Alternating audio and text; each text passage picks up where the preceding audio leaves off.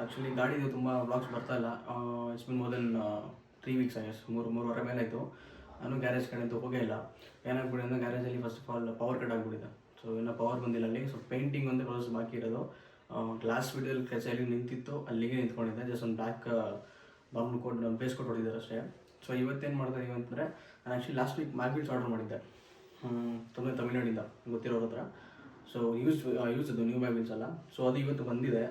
Doddaballapura collect ಮಾಡ್ಕೊಬೇಕು. First ಇವತ್ತು ಹೋಗಿ ಅದನ್ನ ಕಲೆಕ್ಟ್ ಮಾಡಿ ಮ್ಯಾಗ್ವಿಲ್ಸ್ ಹೆಂಗಿದೆ ನೋಡೋಣ. ಸೊ ಅದಕ್ಕಿಂತ ಟೈರ್ಸ್ ತೊಗೊಬೇಕು, ನೋಡೋಣ ಮ್ಯಾಗ್ವಿಲ್ ಯಾವ ಕಂಡೀಷನ್ ಇದೆ ಅಂತ. ಟೈರ್ ತೊಗೊಳ್ಳೋಣ, ಆಮೇಲೆ ಗಾಡಿ ಫಿಟ್ಟಿಂಗ್ ಆಗುತ್ತೆ. ಲೆಟ್ಸ್ ಗೋ, ಬನ್ನಿ ಫಸ್ಟ್ ಮ್ಯಾಗ್ವಿಲ್ ನೋಡ್ಕೊಂಬರೋಣ ಹೆಂಗಿದೆ ಅಂತ. ಸೊ ಇವಾಗ ನಾವು ದೊಡ್ಡಬಳ್ಳಾಪುರ ಹೋಗ್ತಾ ಇದ್ದೀವಿ ಮ್ಯಾಗ್ವಿಲ್ ತೊಗೊಂಬರೋಕ್ಕೆ. ಆ್ಯಕ್ಚುಲಿ ಪ್ರಾಬ್ಲಮ್ ಏನಾಗಿತ್ತು ಅಂತಂದರೆ, ಗ್ಯಾರೇಜಲ್ಲಿ ಪವರ್ ಇಲ್ಲ ಲಾಸ್ಟ್ 3 ವೀಕ್ಸಿಂದ. ಸೊ ಅದಕ್ಕೆ ಗಾಡಿ ಕೆಲಸ ಏನೂ ಮಾಡಿಲ್ಲ ಅವರು. ಲಾಸ್ಟ್ ವೀಡಿಯೋದಲ್ಲಿ ಹೆಂಗಿತ್ತು ಅದೇ ಕಂಡೀಷನ್ ಗಾಡಿ ಇದೆ. ಈ ವೀಕ್ ಮೋಸ್ಟ್ಲಿ ಪವರ್ ಬರುತ್ತೆ. ಈ ವೀಕ್ ಪವರ್ ಬಂದಮೇಲೆ ಒಂದು 5 to 10 ಡೇಸಲ್ಲಿ ಗಾಡಿ ಆಚೆ ಬರುತ್ತೆ. ಸೊ ಮ್ಯಾಗ್ವಿಲು ನನಗೆ ಗೊತ್ತಿರೋದ್ರೆ ಯೂಸ್ಡ್ ಇತ್ತು, ಚೆನ್ನಾಗಿತ್ತು, ಅದೇ ಬೇಕು ಅಂತ ಅವ್ರು ಅದೇ ತರಿಸ್ಕೊಂಡು ತಮಿಳ್ನಾಡಿಂದ ಬಂದಿರೋದು. ಸೊ ಅವ್ರು ಅಲ್ಲಿಂದ ಕೊರಿಯರ್ ಹಾಕಿದ್ರು ಮೆಟ್ರೋ ಟ್ರಾನ್ಸ್ಪೋರ್ಟಲ್ಲಿ. ನಾವು ಅದನ್ನು ಕಲೆಕ್ಟ್ ಮಾಡ್ತಾ ಇದ್ದೀವಿ. ಅದನ್ನ ಕಲೆಕ್ಟ್ ಮಾಡಿ ಯಾವ ಕಂಡೀಷನಲ್ಲಿದೆ, ಮೋಸ್ಟ್ಲಿ ಅದಕ್ಕೆ ರೀಪೇಂಟ್ ಮಾಡಿಸ್ಬೇಕು. ಇನ್ನೂ ಗೊತ್ತಿಲ್ಲ, ನನ್ನ ಡ್ರೈವರ್ ಅನ್ನೋ ಗೊತ್ತಾಗುತ್ತೆ. ರಿವ್ಯೂ ಮಾಡಿಸ್ಬೇಕು, ಬೇಡ ವಾಶ್ ಮಾಡಿದ್ಮೇಲೆ ಗೊತ್ತಾಗುತ್ತೆ. ಅದಕ್ಕೆ ಮಾಡಿಬಿಟ್ಟು ಹಂಗೆ ಅದು ಟೈರ್ ಹಾಕ್ಸ್ಬಿಟ್ಟು ಅದಕ್ಕೂ ಮುಂಚೆ ಫಸ್ಟ್ ನೋಡಿ ಹೆಂಗೆ ನೋಡೋದು ಕಂಡೀಷನ್ ನೋಡಿದ್ಮೇಲೆ ಗೊತ್ತಾಗುತ್ತೆ. ಇವಾಗ ಎಷ್ಟು ಚೆನ್ನಾಗಿದೆ. ನಿಮಗೆ ನೆಕ್ಸ್ಟ್ ಅಲ್ಲಿ ಹೋಗ್ಬಿಟ್ಟು ತೋರಿಸಿ. ಸೊ ಐಟಮ್ ಇದು ಬಂದಿದೆ. ಸರ್ ಎತ್ಕೋ, ಚೆಕ್ ಮಾಡೋಣ ಅನ್ಸುತ್ತೆ. ಅಲ್ಲಿಕ್ಕೋ ಮುಂಚೆ ನಾವು ಓಪನ್ ಮಾಡಿ ನೋಡ್ಬೇಕು ಕಾಣಿಸ್ತೀವಿ. ಅಲ್ಲಿಕ್ಕೂ ಮೇಲೆ ಕಟ್ಟೆ ಹತ್ರ ಬ್ರೋ ಎಷ್ಟು ಪೇ ಮಾಡಬೇಕಾ? ಇಲ್ಲಿ ಅಲ್ಲಿಕ್ಕೂ ಅಲ್ಲಿ ಕಟ್ಟೆ ಹತ್ರ ಆಚೆ ಬೈಕಿನ ಜಾಗ ಇದೆ ಅಲ್ಲಿ.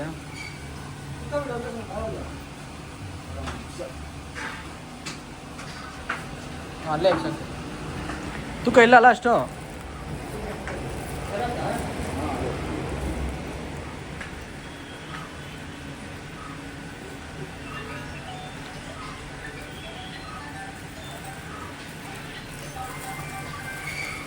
ನಾಲ್ಕು ಬಂದಿದೆ. ಚೆಕ್ ಮಾಡ್ಬೇಕು ಏನು ಕಂಡೀಷನಲ್ಲಿದೆ ಅಂತ 4.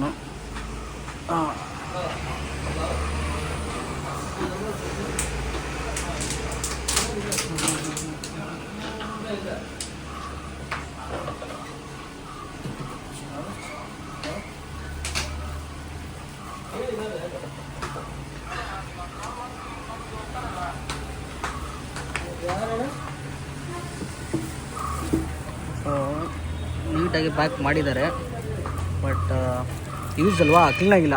ಕ್ಲೀನ್ ಮಾಡ್ಬೇಕು ತೊಗೊಂಡಿದ್ದನ್ನ.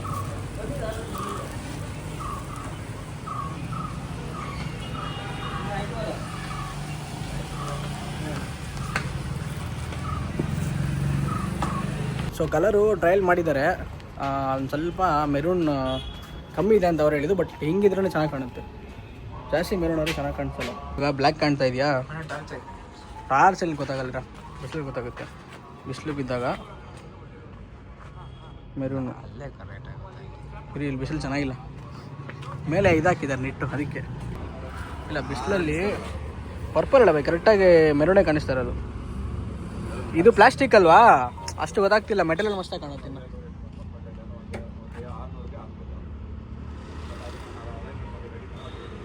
ನೋಡಿ ಹಿಂಗೆ ಕಾಣುತ್ತೆ ಪೇಂಟ್ ನಮ್ಮ ಗಾಡಿದು ಬಿಸಿಲಲ್ಲಿ. ಮಾಮೂಲಿ ಬ್ಲ್ಯಾಕ್ ಕಾಣುತ್ತೆ.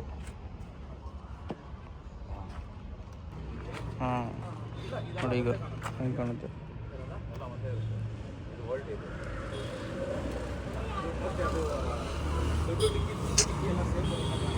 ಇತ್ತಲ್ಲ ಕಾಣ್ತಲ್ಲ, ಸಾಗೋಣ. ಚೆನ್ನಾಗಿದೆಯಲ್ಲ, ನನಗೆ ತುಂಬಾ ಇಷ್ಟ ಆಯ್ತು. ಜಾಸ್ತಿ ಮೆರೂನ್ ಆಗ್ಬಿಟ್ಟು ಏನಾಗುತ್ತೆ ಗೊತ್ತಾ? ಈಗ ನೋಡಿ ಇಲ್ಲಿ ಇದು ಕತ್ಲಲ್ಲಿ ಬ್ಲಾಕ್ ಕರೆಕ್ಟ್ ಆಗಿದೆ. ಜಾಸ್ತಿ ಮೆರೂನ್ ಆದ್ರೆ ಇಲ್ಲಿ ಇಲ್ಲೂ ಮೆರೂನ್ ಕಾಣಿಸ್ಬಿಡುತ್ತೆ. ಹೌದು, ಈಗ ಬಿಸಿಲು ಮಾತ್ರ ಮೆರೂನ್ ಕರೆಕ್ಟ್ ಆಗಿದೆ. ಸಾಕಲ್ಲ, ಅಷ್ಟೇ ಕರೆಕ್ಟ್ ಆಗಿದೆ. ನನ್ಗೆ ತುಂಬಾ ಇಷ್ಟ ಆಯ್ತು ಕಲರ್. ಸಾಕಾದ ಬಂದೈತೆ.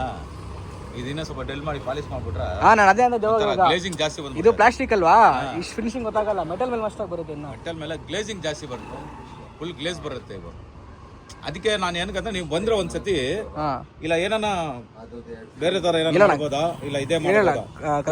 ತುಂಬಾ ಇಷ್ಟ ಆಯ್ತು. ಬೇಡ ಜಾಸ್ತಿ ಮಾಡಿಸ್ಬಿಡಿ, ಹಿಂಗೆ ಕರೆಕ್ಟ್ ಆಗೈತೆ. ನಂಗೆ ಏನಾದ್ರು ಜಾಸ್ತಿ ಮಾಡಿಸಿದ್ರಿ ಇವಾಗ. ಇಲ್ಲಿ ನೋಡಿ, ಇಲ್ಲಿ ಇಕ್ಕಿದ್ರೆ ನೀಟಾಗಿ ಬ್ಲಾಕ್ ಗೊತ್ತಾಗ್ತೈತೆ. ಇಲ್ಲಿ ಜಾಸ್ತಿ ಮಾಡಿದ್ರಿ ಇವಾಗ, ಇಲ್ಲೂ ಮೆರೂನ್ ಕಾಣಿಸ್ಬಿಡುತ್ತೆ. ಇಲ್ಲಿ ಓವರ್ ಮೆರೂನ್ ಕಾಣುತ್ತೆ. ಇದರಲ್ಲಿ ಮೆರೂನ್ ಕಾಣುತ್ತೆ. ಇದು ಇಲ್ಲಿ ಕರೆಕ್ಟ್ ಆಗೈತೆ. ಡಿಸ್ಪ್ಲೇಕ್ ಮೆರೂನ್ ಕರೆಕ್ಟ್ ಆಗೈತೆ. ಕತ್ಲೇಕ ಬ್ಲಾಕ್. ನಾರ್ಮಲ್ ಹಿಂಗೆ ನೆರಳಲ್ಲಿ ನಿಲ್ಸಿದ್ರೆ ಬ್ಲಾಕ್ ಕಾಣುತ್ತೆ. ಎರಡು double colours, double colour match ಆಗುತ್ತೆ. ಹಾಂ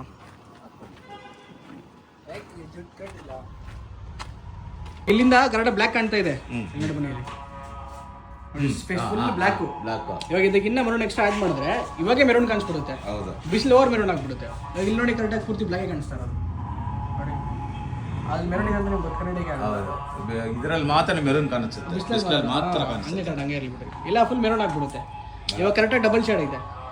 ಹಂಗೆ ಕತ್ತಲ್ಲಿ ಬ್ಲಾಕ್, ಕತ್ತಲ್ಲಿ ಏನು ಒಂಚೂರು ಕಾಣಲ್ಲ ಅನ್ಬೋದು, ಬ್ಲಾಕ್ ಕಾಣುತ್ತೆ. ಇಲ್ಲಿಂದ ಮೆರೂನ್ ಕಾಣಿಸುತ್ತೆ. ಇಲ್ಲಿಂದ ಇಲ್ಲಿ ಹತ್ರ ಬಂದ್ರೆ ನೋಡಿ ಇಲ್ಲಿ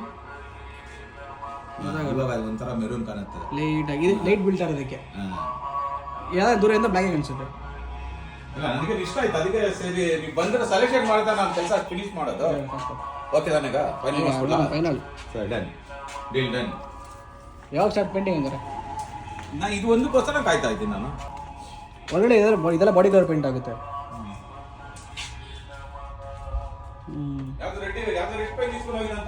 ಹಾಂ ರೆಡ್ ಅವ್ನು ಹೇಮಂತ್ ಗಾಡಿಗೆ ಆಗೋಯ್ತು ಪೇಂಟು, ಆಗೋಯ್ತು ಪೇಂಟ್ ಒಂದು. ಗಾಡಿ ಯಾವಾಗ ಸಿಗುತ್ತೆ ಇವಾಗ? ಗಾಡಿ ಯಾವಾಗ ರೆಡಿ ಆಗುತ್ತೆ? ನೆಕ್ಸ್ಟ್ ವೀಕಾ? 5th ಅಲ್ಲ 5ನೇ ತಾರೀಕು? ಹಾಂ ಹೌದೌದು ಅವ್ರು ರೋಜಾ ಶುರು ಆಗುತ್ತೆ ಅವ್ರದ್ದು. ಅದಕ್ಕೆ ಮುಂಚೆ ನಾ ಗಾಡಿ ಡೆಲಿವರಿ ಕೊಟ್ಬಿಡೋಣ. Okay okay. ಇವರು ಭಾಷಾ ಬೈ ಹೌದಾ?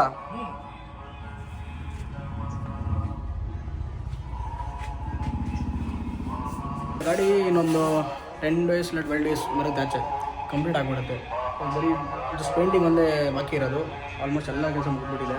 ಪೇಂಟಿಂಗ್ ಒಂದು ನಾಳೆ ಸ್ಟಾರ್ಟ್ ಮಾಡ್ತಾರೆ. ಸ್ಟಾರ್ಟ್ ಮಾಡಿದ್ರೆ ಹಾರ್ಡ್ಲಿ 10-12 days 15 days ಅಂದ್ಕೊಳ್ಳಿ.